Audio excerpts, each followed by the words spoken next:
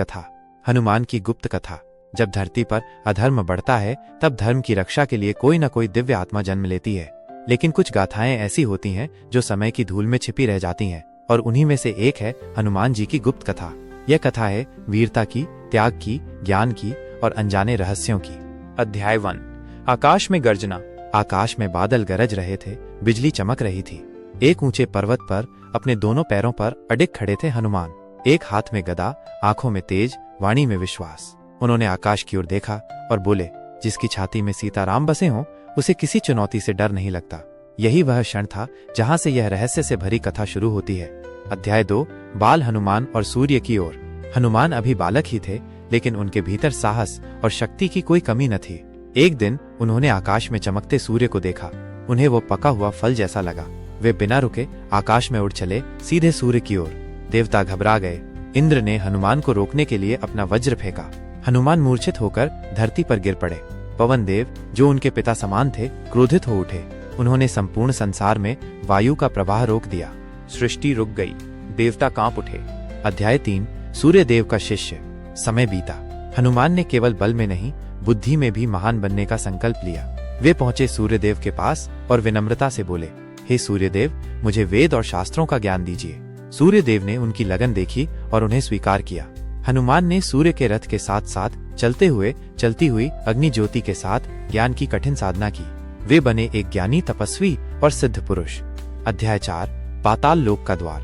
राक्षस अहिरावण ने एक षड्यंत्र के तहत राम और लक्ष्मण को पाताल लोक में बंदी बना लिया। जब हनुमान को ये ज्ञात हुआ तो वे तुरंत पाताल लोक के भयानक द्वार पर पहुंचे।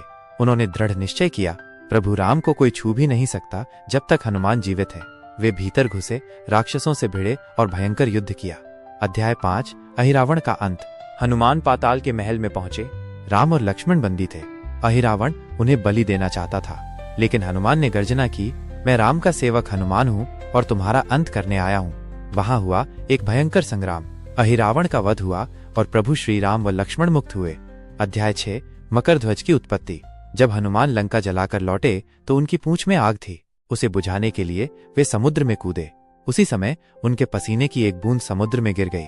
कुछ समय बाद एक मछली ने एक वानर बालक को जन्म दिया। वह था मकर ध्वज, एक ऐसा पुत्र जिसकी उत्पत्ति एक रहस्य थी, हनुमान के बिना किसी संतान के। अध्याय 7। पिता पुत्र का मिलन। मकर ध्वज बड़ा हुआ। उसने हनुमान की कथाएं सुनी और उनमें अपने जैसा कुछ महसूस किया। एक दिन जब वे आमने सामने आए तो मकर ध्वज ने प्रणाम कर कहा, पिता, मैं आपका पुत्र हूँ। हनुमान चौंके, लेकिन मकर ध्वज ने पूरी कथा बताई। हनुमान भावुक हो उठे। उन्होंने उसे गले लगाया और स्वीकार किया। अंतिम अध्याय। प्रभु राम की शरण।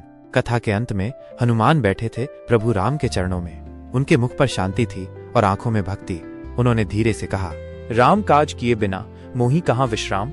समापन। हनुमान केवल वानर नहीं, वे शक्ति के प्रतीक हैं, भक्ति के स्तंभ हैं, ज्ञान के सागर हैं और ऐसे रहस्यों के रक्षक हैं जो आज भी अनकहे हैं। ये थी हनुमान की गुप्त कथा। ऐसे ही रोचक और रहस्यमयी कथा सुनने के लिए वीडियो को लाइक करें, शेयर करें और चैनल को सब्सक्राइब करें। धन्यवाद।